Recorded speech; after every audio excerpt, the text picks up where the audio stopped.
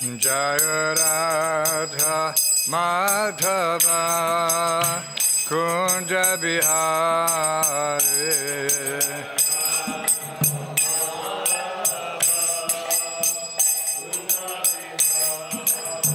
Jaya Radha Madhava Kunja Bihari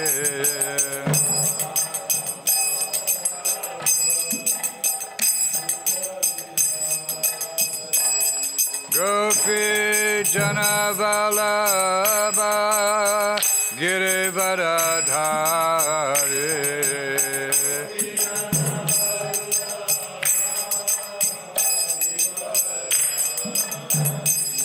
Gopi Janavalabha Girivaradhari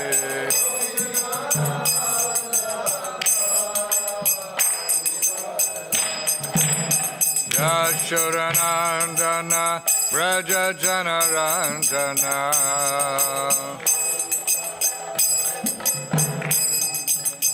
Yashuranandana Braja Janarandana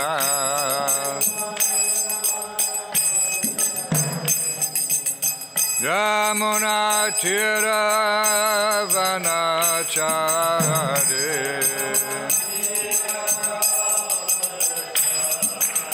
Yamuna Tira Vanachari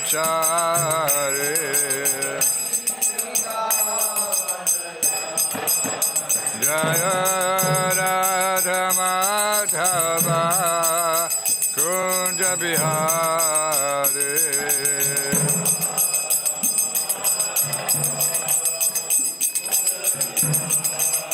Jaya Radha Madhava Kunja Bihari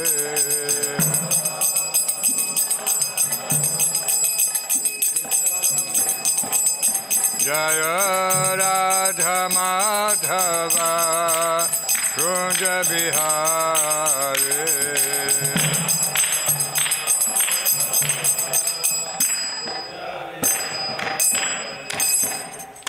Jai Om Vishnupad Paramahansa Parivrajikacharya Astatara Satashi Srimad The Divine Grace of Bhayacharnavinda Bhaktivedanta Swami Srila Prabhupada Ki Jai Nityalila Pravishta Om Vishnupad Paramahansa Parivrajikacharya Astatara Satashi Srimad The Divine Grace Srila Bhakti Siddhanta Saraswati Thakur Goswami Prabhupada Ki Ananta Koti Vaishnava Brinda Ki Namacharya Shri Haridas Thakur Ki Prem Se Gaho Shri Krishna Chaitanya Prabhu Nityananda Shri Advaita Shri Gadadhar Shri Vachadi Gaura Bhakti Vrinda Ki Shri Radha Govinda Go Gopinath Shamakun Radhakun Giru Govardhan Ki Grantharaj Srimad Bhagavatam Ki Srila Prabhupada Ki Shri Advaita Acharya Ki Gaur Premanandi All glory to Seven devotees All glory to Seven devotees All glory to Seven devotees. All glory to Sri Guru, Sri Gauranga, and Srila Prabhupada.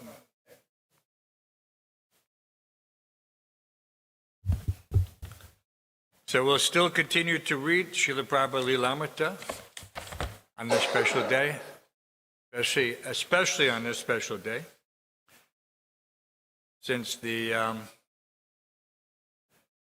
purport of such a special day is that Acharya Mam Vijanayam. What better way to celebrate the appearance of the Acharya than to hear from the Acharya?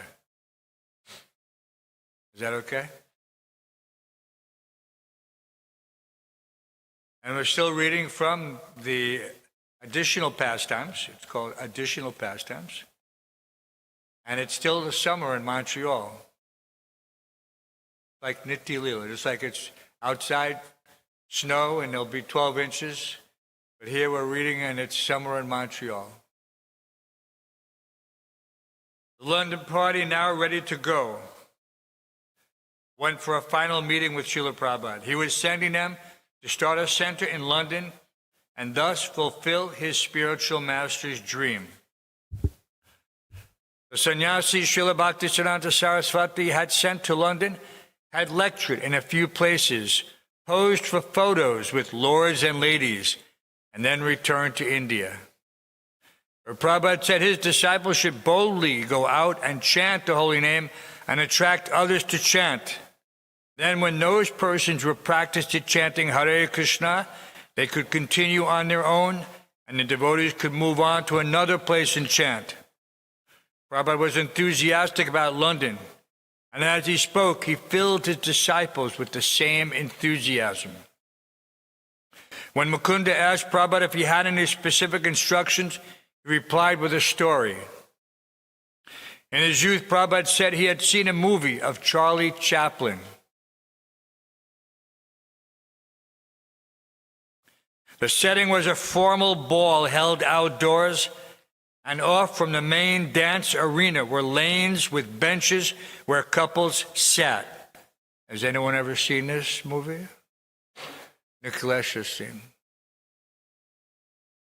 I've also seen.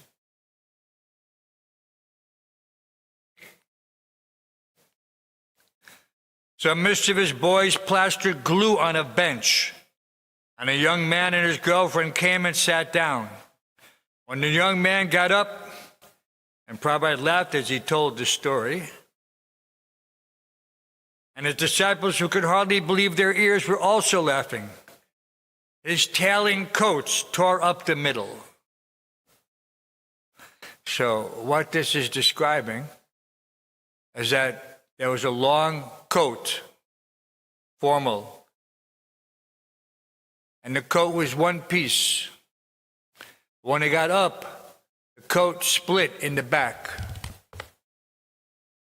So this became, at a certain point, a fashionable. So Prabhupada is relating this. The man and the woman didn't notice what had happened and returned to the dance, where they began to draw stares from the other dancers. Wondering why he was suddenly drawing so much attention, the young man went into the dressing room and saw in the mirror that his coattails were torn. Deliberately, he then tore his jacket all the way up to the collar, returned to his partner, and began dancing exuberantly. Then another man decided to get into the spirit and, ripping his own coattails, began dancing with his partner, almost in competition with the first couple. One by one, the other dancers all followed suit, ripping their coattails and dancing with abandon. By the time Prabhupada finished the stories, the devotees in his room were all laughing, forgetting everything else. Then as the laughter subsided and the meeting drew to an end, Malati asked, Prabhupada, I don't think we can go to London unless we have the shelter of your lotus feet. May we kiss your lotus feet? The other devotees were taken back at her sudden request. No one had ever done such a thing before. But neither her husband nor the others said anything to oppose her, and Prabhupada consented. One by one, the 6 London-bound preachers came and offered their obeisances, kissing the bottom of their spiritual master's feet. Not until the devotees were already at the airport did Mukunda, talking with Shamasundar, begin to appreciate and marvel that Prabhupada had expertly answered his question by telling the story of the ripped coattails. Mukunda exclaims, I realize that Prabhupada was telling us that preaching Krishna consciousness may be difficult or unpopular in England at first, but if we preach boldly, enthusiastically, and purely, then everyone would follow. Srila Prabhupada ki! Thus ends the summer in Montreal. Next chapter is chapter 5 in Seattle, Washington.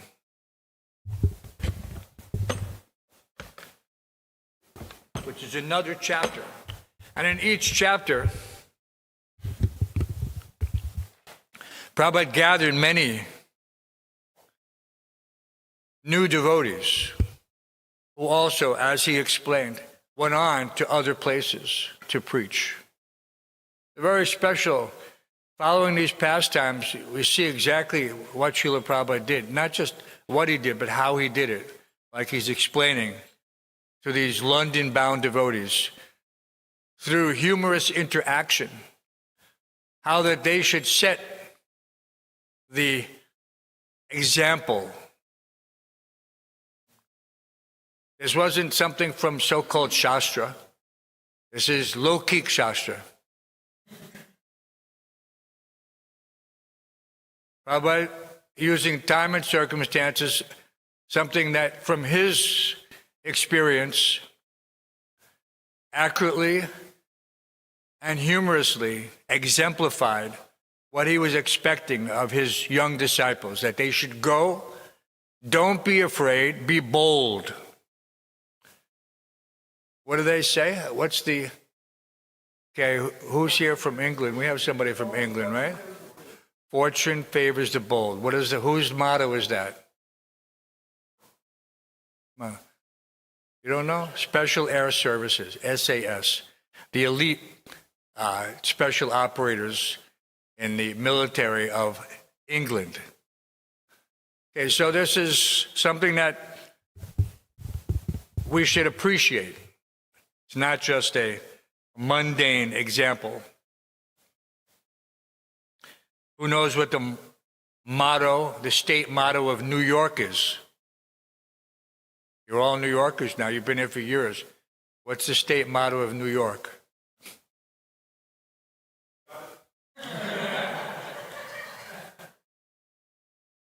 Excelsior.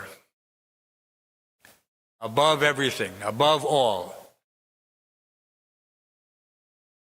Right? So there's that's also a spell that they use in, what is that, Harry Potter? Right? In any case, these are all common things, but the point is to rise above, to excel. Don't stay or follow the crowd. Right? So this is the purport, Prabhupada. So we have today a very special day, obviously, the appearance day of Srila Advaita Acharya. But this is not just an ordinary happenstance. So Prabhupada gave a nice lecture in Mayapur in 1975. So I'll read the verse from Chaitanya Charitamrita, Adi Leela, Volume 1, Text 13. Advaitam Harinadvaitad Acharya Bhakti Sangsanat Bhaktarvataram Isham Tvam Advaita Chayam Ashraye. Translation and purport. Because he is non-different from Hari, the Supreme Lord, he is called Advaita. And because he propagates the cult of devotion, he is called Acharya. He is the Lord and the incarnation of the Lord's devotee. Therefore, I take shelter of him. So the actual... And then when in this particular verse, in Chaitanya Charitamrita, there is no purport. But Prabhupada saw fit to bring the essence of this verse in this lecture in Mayapur. Let me just read the first part and we can discuss. So gradually the offerer is offering respect. Sri Krishna Chaitanya, Prabhu Nityananda, Sri Advaita. He has already offered respect to Lord Chaitanya and Lord Nityananda. Now it is the turn for Sri Advaita Acharya. So Advaitam, non-different expansion of Mahavishnu. Therefore he is Vishnu Tattva. He is not Jiva Tattva. Therefore he is Advaita. Advaitam Achyutam Anadim Anantarupam. Brahma Samhita 533. Krishna has got unlimited number of expansions. Expansions of the expansions, then expansion of the expansion. In this way, so Advaita Acharya is expansion of Krishna. It is already explained. Therefore, he is called Advaitam and Acharya Bhakti Sangsanat. This is the business of Acharya, to spread bhakti cult. Acharya mam bijanayat navamanita karichit. It is said by the Lord that you should accept the Acharya. Acharya means one who transmits bhakti cult, bhakti sangshanat, spreading, gosti anandi. One who is not spreading, he is cultivating Krishna consciousness for his own benefit in a secluded place, sitting and chanting. That is also nice, but he's not Acharya. Acharya means he must spread, gosti anandi, bhajan anandi, gosti anandi. So generally, gosti anandi means one who wants to increase the number of devotees, he's called gosti anandi, and one who is self-satisfied that let me do my own duty, he is called bhajan anandi.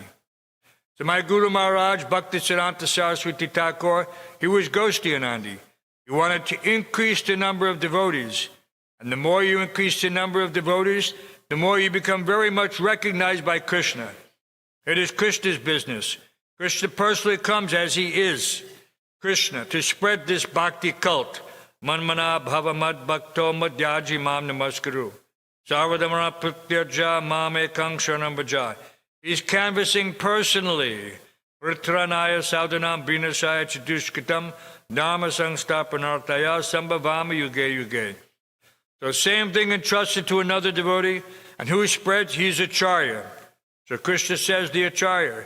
Here it is said that Advaitam Harina Advaitad. So of course, Advaita Acharya is expansion of Vishnu Tattva. But any Acharya, he is to be considered identical with the Lord. The Lord says that, Acharya mam bijanayat. One should understand the Acharya. Acharya bhakti sangsanat.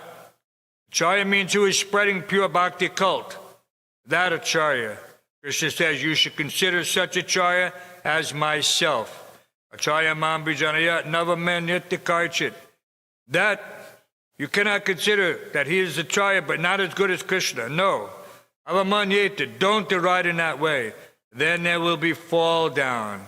Acharya mam bijanayat navamanyatikarchit. And in the Vedas also it is said, Yasya Devi Parabhaktir Yata Deve Tata Guru. Anyone who has got unflinching faith in the Supreme Personality and a similar faith in the Guru, Yasya Devi Parabhaktir Yata Deve Tata Guru Tashaiti Katitaryata. All the Vedic literature, Prakashante, becomes revealed simply by these two principles. Guru Krishna Kripai Bhai Bhakti Lata Bij. We should not jump over Krishna without the help of Guru. That is not possible. You must go through. Because Krishna says, Acharya mam bijani tasmad gurum prabhadeta jigasu. Prabhupada takes all these verses because in essence they're the same. And he puts them forward to these. This is 1975. So in 1975 there were many things going on. Already Prabhupada had experienced some devotees forming things like Gopi Bhava Club. Some devotees leaving to try to find some alternative because they felt that I'm not getting sufficient. Jumping over the head, so he's relating us, trying to jump over the head. So very poignant. And Prabhupada was not normally giving Chaitanya Charitamrita lectures. In New York he gave all the time, every time he came. He would give Chaitanya Charitamrita and Srimad Bhagavatam, 2 classes daily, as long as he would stay. And so you can follow along and see Prabhupada's mood, just like he's describing to these nice devotees getting ready to go to London and giving them some encouragement. And Prabhupada was not at all just some heavy authoritarian. He was a loving father. He took this position not simply as a duty to his spiritual master. That is there. It drives him and should drive everyone. But he showed genuine love to his disciples. So this is something that is, if we're not careful, we can ignore this aspect. That this is the society where we're demonstrating love of God, then we also have to be able to show this love in personal relationships. It's not just a dry, that, you must do this, you must do that. No. Prabhupada was very clear how we conduct ourselves in the society of devotees, that there has to be this exchange, adati pratigrinati guya makyati prachiti. Rupa Goswami is giving us how. It's not some sentimental lip sympathy, right? Prabhupada used that term, lip sympathy. Anybody can pretend, right? There's nothing worse than somebody pretending to say, yes, I love you. It's the most shallow thing you can do, right? Just for some personal whatever, like that. One has to be genuine in all of his dealings. And sometimes it doesn't have to be expressed verbally. It should be seen. And one should be perceptive enough to understand that this is actual demonstration. Prabhupada was showing how he loved his disciples, not just saying. We never saw him specifically saying this to any individual devotee. But we saw his emotions when a devotee would leave the society. He would be just as if a son had left the family. And when a son returned, he showed similar emotions. So these things are, to be genuine, don't have to be expressed verbally. But they do have to be demonstrated by actions. And so we see that Advaita Acharya's incarnation, Mahavishnu, Sadashiva. But he was on the bank of the Ganges, and he's offering tulsi and Ganges water to his shalagram. He didn't have to sit there and do that. He could simply internally, because for such incarnations, internal and external is the same. So he could just manifest, that some specific potency that brings the Lord. But superficially or externally, he's sitting on the bank of the Ganges, and by his loud, and Prabhupada says in the purport, his loud calling, the Supreme Personality of Godhead was brought to this particular Leela. But this is, again, another meaning for Acharya. So by example, Prabhupada was also such an intimate associate of the Supreme Lord. But he's doing everything simultaneously, externally and internally. And externally, he's showing by example how one should, Acharya means to teach by example, how one should act. He's coming from an illustrious line, the Gaudiya Math, his Guru Maharaj, the Simha Guru, such a powerful preacher. And Prabhupada was the most fortunate son who was able to absorb the essence of Srila Bhaktisiddhanta's teaching. Because only one who has actually heard can again repeat with the same effect. Otherwise, Prabhupada uses that term, it's like a parrot. A parrot can vibrate, but he has no comprehension. And so simply by just parroting the philosophy, there is no result. And we should be very careful within ourselves how we cultivate this science of self-realization, so that it is actually something that we command, not pretend. Because this pretend business is very temporary. Anyone can come and adopt the garb of a devotee and go about this activity for some time.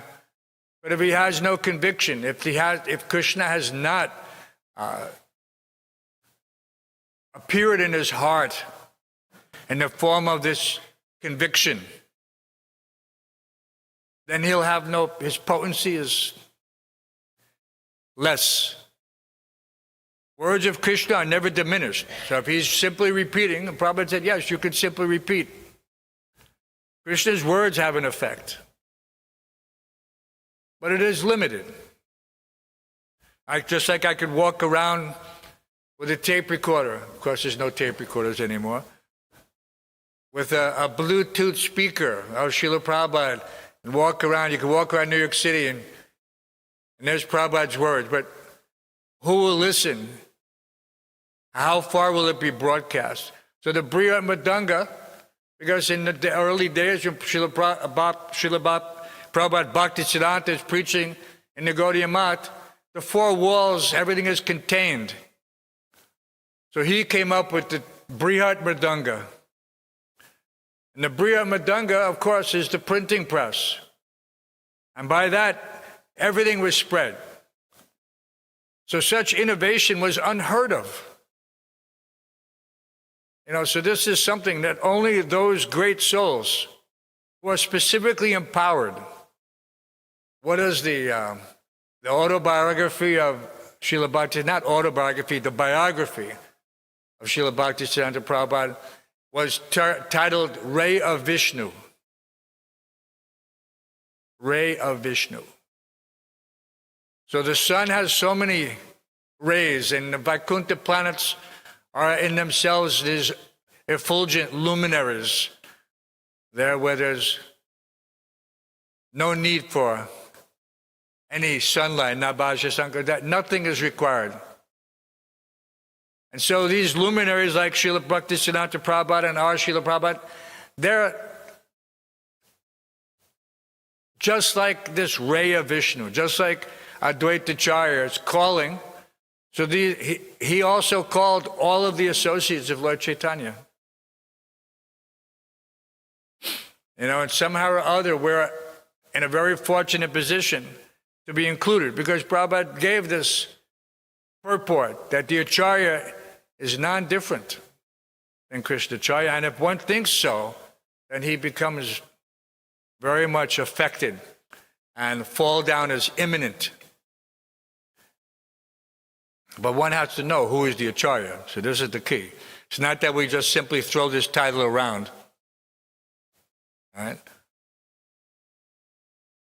The Acharya is recognized by everyone without any introduction, simply by his presence. Everyone, just like whether they wanted to or not, Srila Prabhupada's godbrothers had to admit that he alone was the person, the disciple who's carrying on the mission of Srila Bhaktisiddhanta Prabhupada.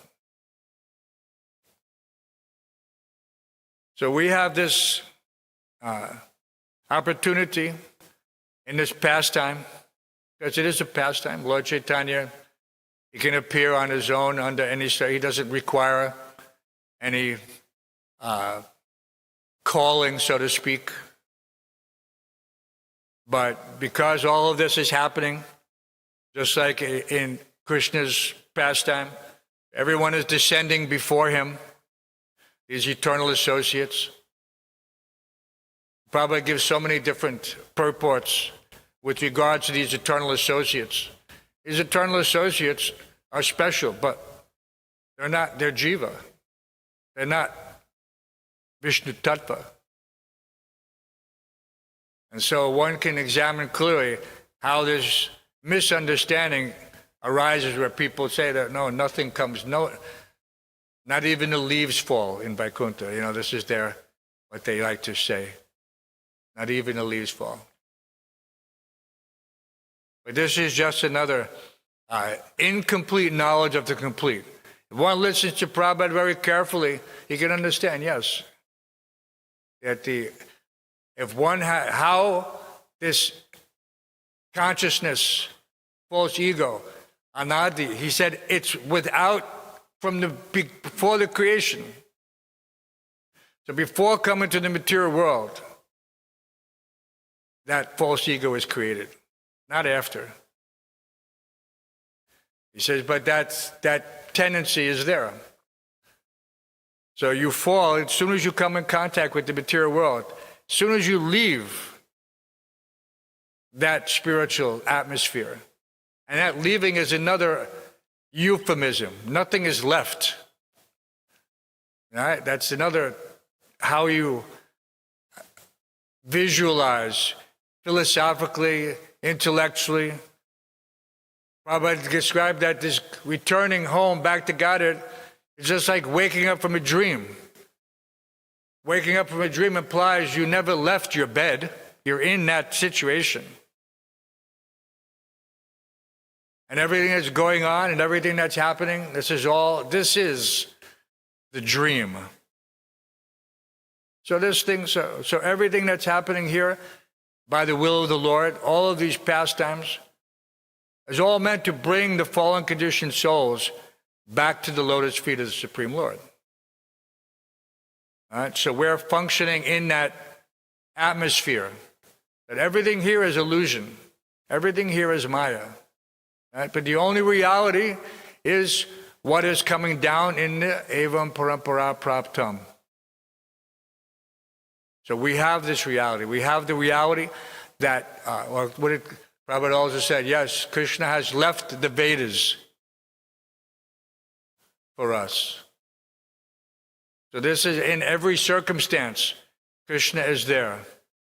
There's never a situation where there is an absence of the potency of the Lord. One has to be able to recognize it and utilize it. You know, someone like a small child has an interesting, famous incident in South America. Poor children, they go through the dumps to find whatever is discarded, valuable, to sell or keep or use. The one boy, the young boy, he found this object, shiny object, and he brought it home. And after a short time, week, 14 days, 2 weeks, he died. In the house. No one knew why he died. Doctors were baffled. Family was baffled. But then one after another, family members started dying. And then finally they went to the house. They thought, maybe there's something in the specific environment that's creating this issue. And after thoroughly searching everything, they found a radioactive isotope, which is a metal capsule, usually coming from some, like a X-ray machine or something. Very powerful. Silent killer. And so these things can be unrecognized, especially by a small child who doesn't understand the danger of such unadvertised objects. It didn't have a warning label on it, and if it did, he couldn't read it. So we have the benefit of the acharyas to elucidate, to make clear what the scriptures, the purport, not just the flowery language, which everyone finds so attractive, especially going up to the intimate pastimes of the Supreme Lord, when everybody jumps to. So Prabhupada gave this whole lecture on the appearance day of Advaita Acharya on the principle of Acharya. He wasn't telling a story. You know, Advaita Acharya appeared in this village at this time with this parents, with this father, this brother, with this mother, with his wife. No, he didn't mention not one instance in this entire lecture. Because anybody could go, if they want to know, they could read, go to the Bhaktivedanta Research Center in Calcutta, and you can read all about it. You can go visit these places. You can go to Shantipur. Everyone has been to Shantipur? Yeah. At least a few people. Very special environment. When you go to these places, you can feel the difference. It's not like going just to a building next to Krishna Nagar, on the road. There's no, it's just. But that ability to perceive is also somewhat dependent on one's having adhered closely to the practice of Krishna consciousness, because this is the preparation, the ability to recognize the Acharya, and therefore to pay attention. Otherwise, so many people came in Prabhupada's contact they couldn't recognize. So why did some people recognize and not others? So this point should be carefully understood. This opportunity to come in contact should not be taken lightly, should not be treated lightly or taken casually. And I've just come into some association, like some group. There are many groups now who gather for superficial purposes because they like the kirtan, or they like to dress, or they like even the devotee's style. Right? Very prominent, prevalent all over. Imitation is the highest form of flattery. That's there. We don't mind. One should not be fooled, because there's no, they haven't opened the jar of nectar, of the bhakti ras. They're only licking the outside. So if you open that jar and you actually taste the nectar of actual devotion to the Lord, then you realize what this is. This is not just some society that has gathered a few people of like-minded who are vegetarians and they like to wear a certain style. And so one has to understand the unique attributes, of this particular parampara, because we are you could say, the guardians. And without this effort, there's a saying that anything can be lost in the course of one generation. Whatever the previous generation has achieved, the next generation can lose by carelessness, by inattention, by offense. It can happen very easily. It's happened in some degree even since, Srila Prabhupada entered into his samadhi. One has to also recognize what the dangers are. And so we owe it to Srila Advaita Acharya, who came specifically to bring about the renaissance that Chaitanya Mahaprabhu would embody. So it is not just a simple pastime. This is like the demigods appearing before Lord Brahma, and then Lord Brahma going to Mahavishnu. It's the same exact scenario. And asking that, my dear Lord, it's time for you to incarnate. And Prabhupada quotes that verse, Yada yada dharmasya glanir bhavati bharata. And so this society, this ISKCON society, this is the representation of the potency of the Lord. That he has come at a specific time. So only 500 years ago, Chaitanya Mahaprabhu appeared. And so this is a very recent event in one sense. It's not 5,000 years ago, like Lord Krishna came.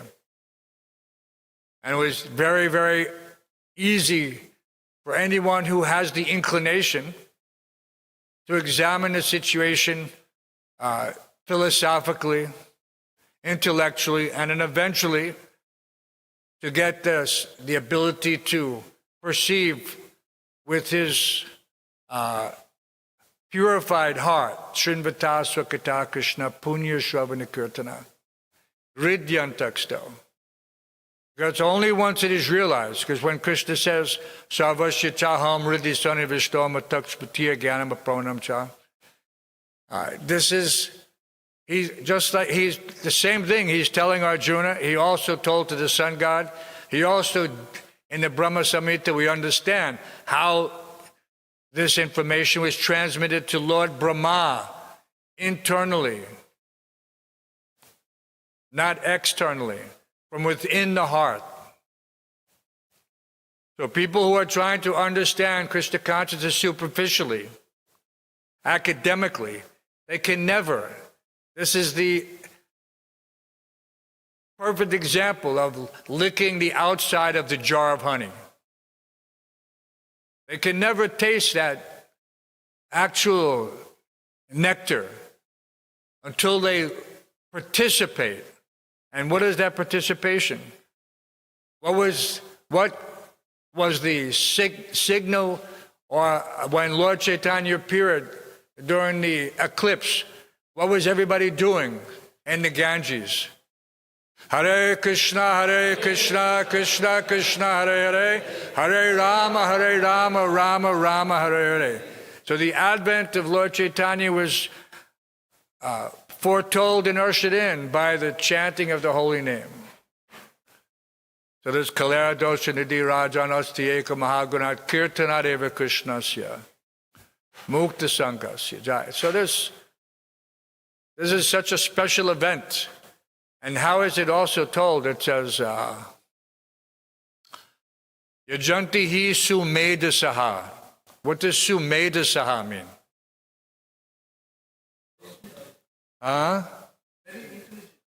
Very intelligent. Sumeda is a good intelligence. Refined intelligence. Sumedasaha. He can understand how the Lord has appeared in his holy name. So all these things are there. We can repeat them, but if we're not following, then what is the point in potency? So the ashram is specifically meant to develop that firm faith and conviction in the spiritual master in Krishna, so that one has no fear. Everyone goes around nowadays, they have window decals and bumper stickers and all types of merch. And what does that say? It says, no fear. No fear. But they have no idea. Nahapakrama nasasti, pratyavayo navijite, swapamapya shidamasya, trayate mahatobhya. That is no fear. When one is engaged in this principle, in whatever he's accumulated, to the degree that he's become fearless, that indicates his advancement in spiritual life. Because why? Because he's not afraid of death. The greatest fear is death. And Prabhupada said, death is like sleeping 7 months. That's all. So don't sleep. Prabhupada also famously said, and it's also said in many other circles, he says, you can sleep when you're dead. All right? So don't be always trying to make arrangements to sleep. Sleep you will get enough of. Just like no one is starving in the ashram. Always some prasadam is there. No one has to worry, oh, Prabhu, I only slept 3 hours last night. No. Don't worry about it. Krishna will give you the energy if you want it. The more you think about it, the more you hypnotize yourself and think, oh, I have to sleep, I have to eat, I have to do this, I have to do that. No. This process of self-realization is also a type of self-abnegation. You reduce eating and sleeping. Prabhupada was always telling, yes, if you had some shortcoming, psychologically, otherwise, Prabhupada would, yes, go ahead, sleep. If you're tired, sleep. If you're hungry, eat. But he didn't do that.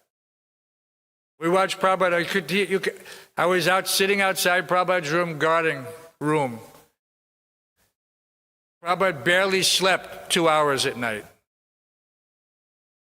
2 hours. Because as one advances, he doesn't want to sleep. Tries to avoid it. The 6 Goswamis, they weren't looking around for a comfortable place to sleep. They sat under a tree when they got tired.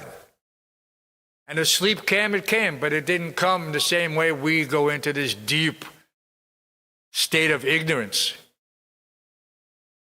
Because that's the definition. Sleeping is ignorance. So in any case, Advaita Acharya has appeared on this very auspicious day, and we should remember the essence that Prabhupada is giving us in this lecture about who is the Acharya and why he comes and why he does what he does. And that this personality, in one sense, is inconceivable. Mahavishnu comes. He's the how can you say, he's giving the clarion call. Just like when we announce the artik, we blow the conch shell. You know, what is that? In old times, it's called heralding.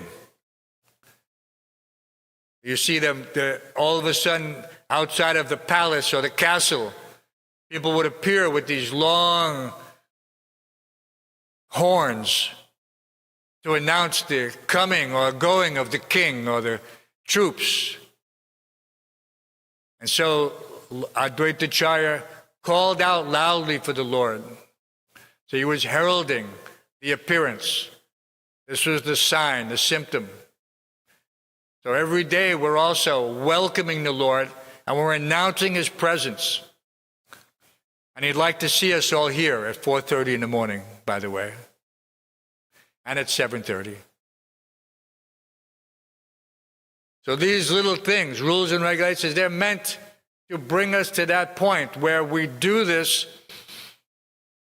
in such a way that we show Krishna. Prabhupada said, don't try to see Krishna. Just act in such a way that he sees you. So what are we doing? We're appearing here for the pleasure of the Lord. We're not coming to Mangalarti because the temple president told me I have to come, or if I don't, I can't live here, or I can't stay here, or I can't. Prabhupada did say that, though, in Bombay. Prabhupada said, if you miss Mangalarti, you fast that day. You fast. And then he told that story in Bombay. There was one famous family. He mentioned the name, but I forgot it now.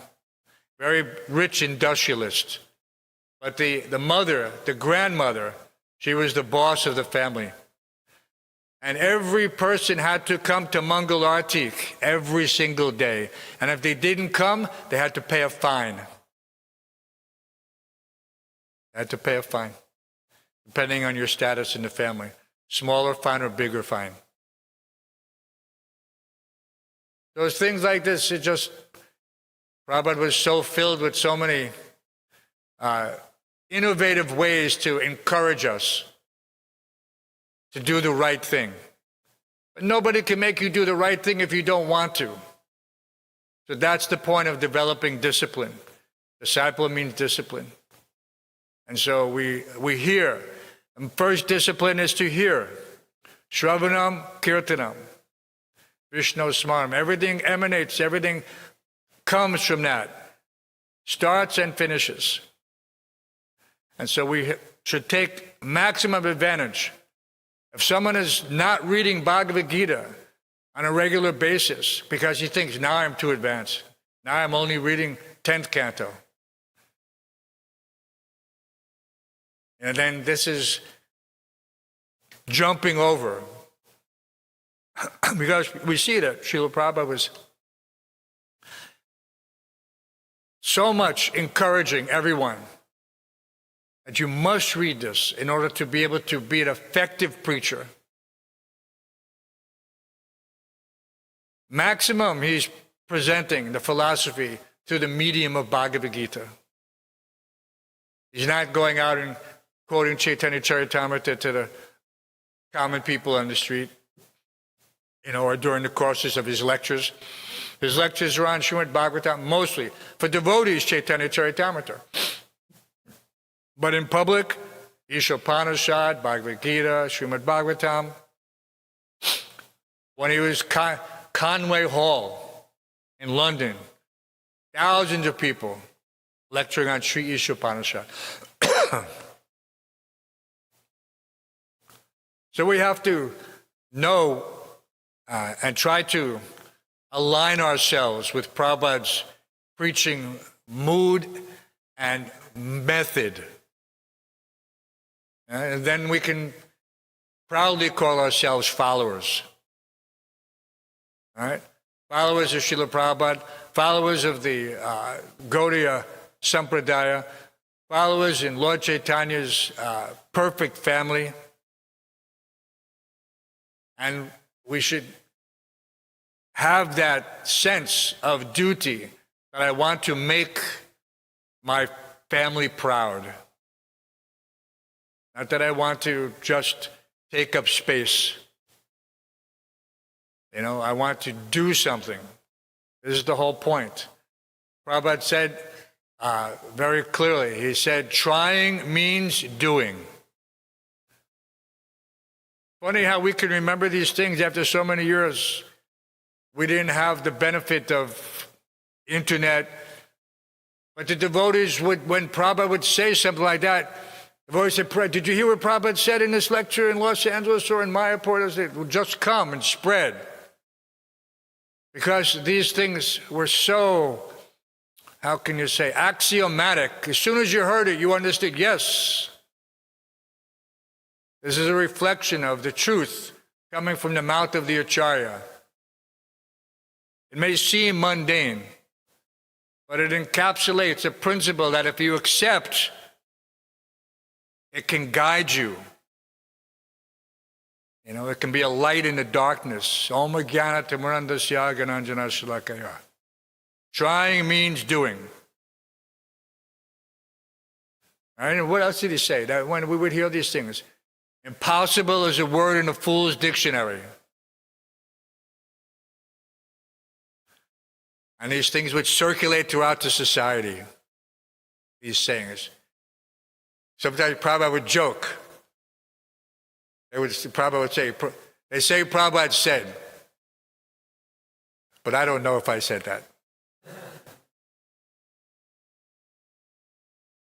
But for the most part, we understood and heard and confirmed that, yes, Prabhupada said that. Yeah. So we have another glorious day, as Tulsi Prabhu said, in Vaikuntha.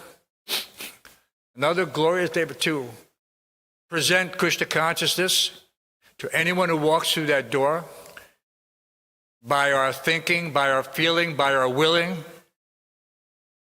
and all combined by our actions. Then that is actual sannyas. That is true sannyas. Prabhupada gave that definition at the sannyas initiation in Mayapur. Thinking, feeling, willing, and action. And so we have quite a bit to do. We can take a couple of questions. Lokik is right there. So, but Senior goes first.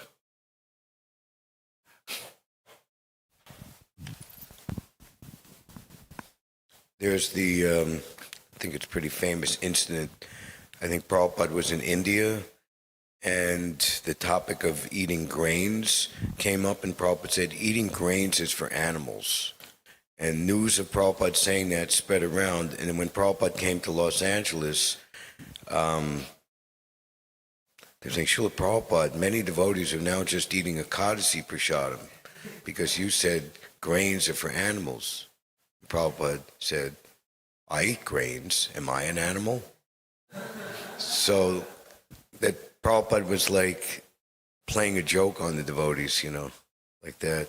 There's a famous verse, important verse in the chapter, The Expansions of Advaita Acharya. We're talking about actual followers. That's the wrong book. Here it is. At first, all the followers of Advaita Acharya shared a single opinion, but later they followed two different opinions as ordained by providence. So, in the purport, it's all about how if you deviate from the Acharya, you become useless, just like the branch of a tree if it's cut off. We discussed that in the last class. Does it say the word asara? Yeah. The word dasera, Karan, indicates that by the dint of providence or by God's will, the followers at Advaita Acharya divided into two parties. Such disagreement among the disciples of our Acharyas is also found among the members of the Gaudiya Math. In the beginning, during the presence of Srila Bhaktisiddhanta Saraswati Prabhupada, all of the disciples worked in agreement, but just after his disappearance, they disagreed. One party strictly followed the instructions, but another group created their own concoction about executing his desire. At the time of his departure, he requested all his disciples to form a governing body and conduct missionary activities cooperatively. He did not instruct a particular man to become the next Acharya, but just after the passing away, his leading secretaries made plans without authority to occupy the post of Acharya, and they split into two factions over who the next Acharya would be. Consequently, both factions were asara, or useless, because he had no authority, having disobeyed the order of the spiritual master. Yeah, so this is the purport. And Prabhupada was saying, essentially, that in that lecture, and I encourage everyone, I'll tell you and you can, for the listeners online and for anyone else who wants to know what that lecture is.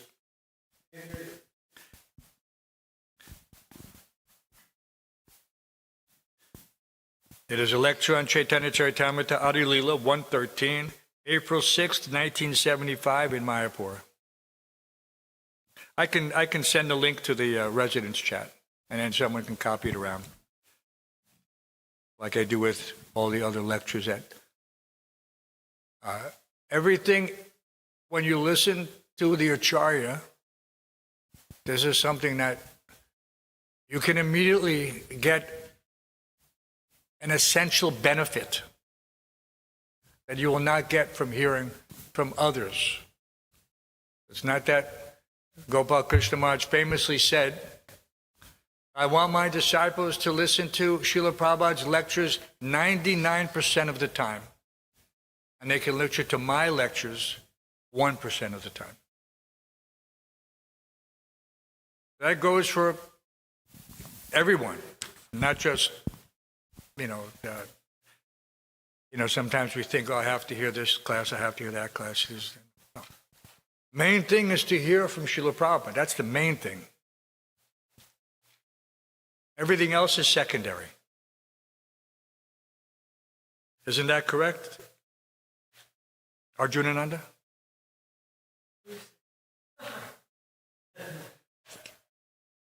Can I read the final purport of this? What's this that? Is very powerful. Can I read the last paragraph? Let me read the last paragraph, yes. To one who has staunch faith in the words of the spiritual master and the words of the Supreme Personality of Godhead, the secret of success in Vedic knowledge is revealed. The Krishna consciousness movement is being propagated according to this principle, and therefore our preaching work is going on successfully in spite of the many impediments offered by antagonistic demons, because we are getting positive help from our predecessor acharyas. One must judge every action by its result. The members of the self-appointed acharyas party who occupied the property of the Gaudiya Math are satisfied, but they can make no progress in preaching. Therefore, by the result of their actions, one should know that they are asara, or useless, whereas the success of the ISKCON party, International Society for Krishna Consciousness, which is strictly following Guru and Gauranga, is increasing daily all over the world. Srila Bhaktisiddhanta Saraswati Thakur wanted to print as many books as possible and distribute them all over the world. We have tried our best in this connection, and we're getting results beyond our expectation. Srila Prabhupada ki. Okay, so we also have a nice announcement to make. We have, in the morning, we had very nice, we have Satchidananda Priya Prabhu. We took the vow. What's the vow? 100 years? Lifetime, full lifetime brahmachari, right? A full lifetime. Haribol. But when you take grahastha, there's no such thing as lifetime grahastha. And Jayananda Prabhu is changing. One second, let me just speak about that. And in many ISKCON temples, when you take up brahmacharya, they make you say how long, minimum. So in some temples, the minimum is 2 years, then the next level up is 5 years, then 10 years. Because we understand that most people, brahmacharis, are going to transition to grihastha. That's the numbers game. But it should be for a minimum time. Not that you come to the Tamil president, I want to become a brahmachari, and then 6 months later, now I want to get married. You have to make a minimum. So in many temples, the minimum is 2 years, next level up is 5 years, 10 years. And now if you say before the deities and everybody that you're going to be a lifetime brahmachari, that's a serious, very, very serious statement. I want you to take it seriously. Not that you're saying it now, and then 2 years later you go to Hansarupa and say, my mother made arrangement and I don't want to disappoint. No. Not like that, not like that. So Prabhupada wanted us to take it seriously. Whenever we say anything in front of the deities and the devotees especially, you have to take it seriously. So please repeat what you just... I want to maintain brahmachari till lifelong. Hariba, Hariba. Now everybody give you a blessing by chanting Hare Krishna. Hare Krishna. Hare Krishna.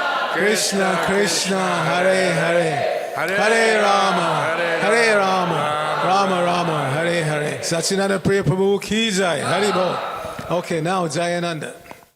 And the benefit, of course, the grahastha ashram is also a lifetime vow. Whether you want it or not, it's a lifetime vow. But you do have an exit ramp. That's what the varnashram system makes everything perfectly complete. If you follow it, then you will have success beyond your expectations. But it means that you have to execute perfectly your duty. Just like brahmachari has his duties, grahastha has his duties. And his duties are to make sure that his ashram is actually a shelter for anyone who becomes, involved in it. So, guru nasasyat, pitrino nasasyat. So that means wife, children, grandchildren, whatever. All of them have to be kept Krishna conscious by hook or crook. It is not as easy as it seems. That's another, you'll find out. But the point is, the duty of the mother and father is that they have to remain fixed in their obligation. Because ultimately, just like Prahlad Maharaj was able to deliver 7 generations of his forefathers and 7 generations who had not even appeared yet by the strength of his devotion. And these examples are specifically for the varnashram system. This is not there's a social aspect of the varnashram system, because he's a kshatriya. So a Brahmin, he actually saves 21 generations of his family. So if Satchidananda Priya remains fixed up like that, 21 generations of his family in the past and 21 generations in the future, all liberated, all delivered. Or for an ordinary grahastha, normally 7 generations in the past, 7 generations in the future. So this is also a boon to that family. One has to think, I can do more for others than for myself. So that's the grahastha. So he's always giving in charity. Before he takes his meal, he goes out the door and says, if anybody's hungry, please come. Before he takes his meal, this is the system. So we have to have that be charitably disposed. Grihastha means, but also charitably disposed means charity begins at the home. You have to know what is that point. So everything expands. So we want to make sure that Jayananda also gets the same facility. It's a great opportunity. I'm always encouraging devotees that if you want to become a Grihastha, Prabhupada said yes, but you have to promise to do more devotional service. All those devotees who went to London, they were Grihasthas. The Grihasthas were the ones who initially spread this movement around. Prabhupada made it a point to get his disciples married. And for that, he was severely criticized. But again, this is just the dogs barking and the caravan passing. And and we have to learn from his method. Not that we just label people this or that, and said, no, but we have to know what to do and how to do it. And so that's why we're in the association. That's just like the Rotary Club. We gather and we share the success stories with one another, how we're pushing on the society. This is a very unique opportunity. You can't network like this in any place else, and get the ultimate benefit of going back home, back to Godhead. It doesn't. You have to recognize the goal, the benefits, the facility. And so I'd like to, like I said, welcome Jayananda to the next level, just like Satchidananda Priya, because we know that he'll do amazing service because he's already demonstrated his capacity in many ways, and I have full confidence that he'll be able to take this service up wholeheartedly and be successful. So, Hare Krishna, another Hare Krishna, Hare Krishna, Hare Krishna, Krishna Krishna, Hare Hare, Hare Rama, Rama Rama, Hare Hare. Srila Prabhupada ki jai. Okay, gentlemen, thank you for your attention.